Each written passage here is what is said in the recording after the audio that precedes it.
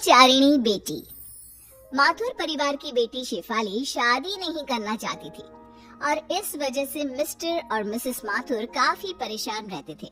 उन्होंने कई बार अपनी बेटी शेफाली से इस बारे में बात करने की कोशिश की, लेकिन शेफाली हर बार ये कहकर बात को टाल देती थी कि उसे शादी करने में बिल्कुल भी इंटरेस्ट नहीं है। शेफाली का एक भाई भी था, उसका नाम था विशाल। शेफाली की उम्र लगभग 30 साल की हो चुकी थी और विशाल उससे छोटा। एक दिन मिस्टर माथुर कहते हैं, शेफाली बेटा, अगर तुम शादी नहीं करोगी तो आने वाले वक्त में विशाल की शादी में भी बहुत प्रॉब्लम आएगी। आखिर क्या वजह है, तुम शादी क्यों नहीं करना चाहती हो? पापा, अब मेरी जॉब लग चुकी है और कॉलेज के टाइम में भी मुझे कोई पसंद नहीं था। पता नहीं क्यों मुझे किसी लड़की के साथ रहने और उससे शादी करने में बिल्कुल इंटरेस्ट नहीं है। लेकिन बेटा, इस तरह अकेले जिंदगी तो नहीं कटती। तुम्हें अपने बारे में कुछ सोचना चाहिए। नहीं मम्मी, मैं अपनी जिंदगी में बहुत खुश हूँ। ये शादी, बच्चे, किसी के साथ जिंदगी भर रहना, ये सब मुझे अच्छा नहीं लगता। लेकिन बेटा, विशाल की भी शादी की उम्र हो चुकी है, हमें उसके बारे में भी तो सोचना पड़ेगा ना। हाँ, तो विशाल की शादी करने में क्या प्रॉब्लम है पापा? मुझे शादी नहीं करनी है, ये मेरा डिसीजन है। विशाल शादी कर सकता है। कुछ दिनों के बाद मिस्टर और मिसेस माथुर विशाल की शादी वर्षा नाम की एक लड़की के साथ कर देते हैं और वर्षा माथुर परिवार के साथ रहने लगती है। एक दिन वर्षा और विशाल जब अपने कमरे में बातें कर रहे थे। जानती हो वर्षा, मैं तुमसे बहुत प्यार करता हूँ। I love you. मैं भी तुमसे बहुत प्यार करती हूँ और हमेशा तुम्हारे पास रहना चाहती हूँ विशाल। चलो, इसी बात पर अब जल्दी से मेरे पास आ जाओ।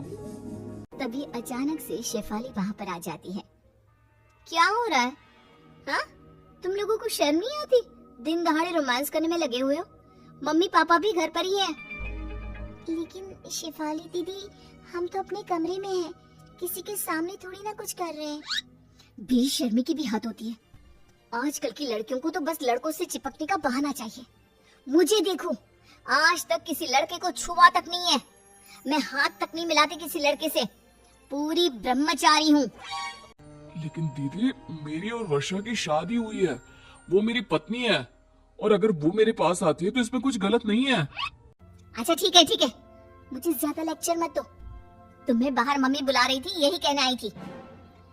विशाल और वर्षा शेफाली के साथ कमरे से बाहर आते हैं। विशाल बेटा, बहुत दिन हो गए हम पूरी फैमिली के साथ कहीं आउटिंग पर नहीं गए। हाँ विशाल बेटा, और इसलिए तुम्हारे पापा कह रहे थे कि सब लोग साथ में मूवी देखने चलते हैं। बहुत अच्छा प्लान है मम्मी। मैं भी वर्षा से यही कह रहा था कि कहीं घूमने जाने का प्रोग्राम बनाते हैं। ठीक है मम्मी जी, हम लोग टिकट बुक करवा लेते हैं आज शाम की और सब साथ में चलते हैं। शाम को सब लोग मूवी देखने के लिए थिएटर पहुंचते हैं। वर्षा और विशाल एक दूसरे के पास वाली सीट पर जैसे ही बैठने की कोशिश करते हैं। हटो तुम दोनों यहाँ से। यहाँ तुम दोनों के बीच वाली सीट पर मैं बैठूंगी। शेफाली, ये क्या कर रही हो? उनकी नई नई शादी हुई है, उन्हें साथ में बैठने दो। हाँ बेटा, वो दोनों मियाँ बीवी है, तुम उनके बीच में बैठकर क्या करोगी? अरे मम्मी, थोड़ी देर इनका दूर रहना जरूरी है, बैठने दीजिए ना मुझे। और जिद करके शेफाली वर्षा और विशाल के बीच में बैठ जाती है। ये बात वर्षा और विशाल दोनों को ही अच्छी नहीं लगती। कुछ दिनों के बाद, वर्षा जरा इधर आओ मेरे पास, तुमसे कुछ जरूरी बात करनी थी। बताइए दीदी, क्या हुआ? कुछ काम था क्या आपको? देखो वर्षा, मैं चाहती हूँ कि कुछ दिन तुम मेरे साथ मेरे कमरे में सोया करो। लेकिन दीदी, वर्षा आपके कमरे में सोकर क्या करेगी? क्यों? तुमसे 2 दिन भी अपनी बीवी से दूर नहीं रहा जाता क्या? बेटा, विशाल सही तो कह रहा है, और वर्षा को तुम्हारे कमरे में सोने की क्या जरूरत है? बस ऐसे ही मम्मी, मैं चाहती हूँ कि कुछ दिन वो मेरे साथ रहे, मुझसे बातें करे। अगर 1-2 दिन मेरे कमरे में सो लेगी तो क्या बिगड़ जाएगा? बेटा, उनकी अभी अभी नई नई शादी हुई है, तुम तो कुछ भी नहीं समझती हो। अरे मम्मी, शादी होने का मतलब ये थोड़ी ना है कि दिन रात एक दूसरे के साथ रहो, एक दूसरे से चिपक कर रहो। अब हो गई ना शादी। मुझे देखो, 30 साल से ऊपर की हो गई हूँ, लेकिन अभी तक ऐसी कोई फीलिंग मेरे दिल में नहीं आती। माथुर परिवार शेफाली की इन हरकतों से परेशान हो जाता है और फिर वर्षा और विशाल मिलकर एक प्लान बनाते हैं। शेफाली दीदी, मेरे ऑफिस का एक कलीग है, उसने अभी अभी ज्वाइन किया है। कुछ दिन वो हमारे ही घर आकर रहने वाला है। अरे ऐसे कैसे कोई अनजान लड़का हमारे घर में आकर रहेगा? अरे बेटा, किसी की मदद करने में क्या बुराई है। अच्छा ठीक है, लेकिन उससे कहना कि घर की औरतों से थोड़ा दूर ही रहे, ज्यादा बात करने की और चिपकने की जरूरत नहीं है। और कुछ दिनों के बाद अमन नाम का एक लड़का जो शेफाली की उम्र का था, मिस्टर माथुर के घर पर रहने आता है। एक दिन सुबह के वक्त। वैसे शेफाली जी, शायद आपसे किसी ने कहा नहीं, लेकिन आप दिखने में बहुत खूबसूरत हैं। देखो, तुम अपने काम से काम रखो, मुझे इस तरह की झूठी तारीफ बिल्कुल पसंद नहीं है। लेकिन मन ही मन शेफाली को अमन का अपनी तारीफ करना बहुत अच्छा लगता है। और फिर अगले दिन। शेफाली जी, आप ऑफिस जा रही हैं? मैं भी उधर ही जा रहा था, चलिए मैं आपको छोड़ देता हूँ। अरे नहीं, मैं अकेले चली जाऊंगी।